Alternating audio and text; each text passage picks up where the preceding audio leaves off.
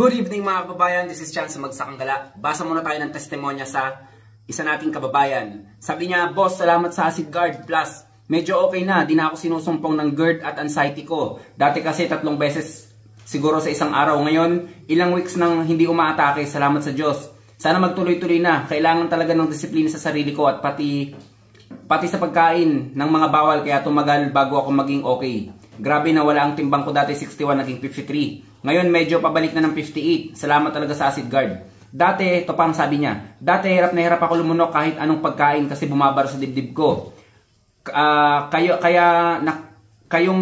nakakakain na ako ng mga bawal pero nalilimitahan ko. Salamat talaga sa Acid Guard. Acid Guard Plus. Dati yung feeling ko na gusto ko talagang magpa-admit sa hospital dahil nga hirap na hirap ako sa GERD at anxiety ko. Ngayon nawala. Salamat sa Diyos at nakilala ko ang Acid Guard Plus nyo. Share nyo para mas marami pang matulungan. So si kababayan na mismo ang nagsabi sa akin na i-share daw natin ang kanyang mga naranasan dito sa Acid Guard. Just imagine meron siyang GERD, meron pa siyang anxiety. Doon pa lang sa pagkakawala ng GERD, panalo ka na eh. And then hindi lang to buwan magagamit mo ang Acid Guard. Magagamit mo pa to ng 4 hanggang 6 na taon. Tapos meron pa siyang anxiety. Talagang napakalaking bagay. And then syempre, singit natin tong lunas natin. Yan. Nagte-trending ngayon to. Sarili nating produkto. PM lang kayo kung gusto niyo mag-order sa akin mga kababayan.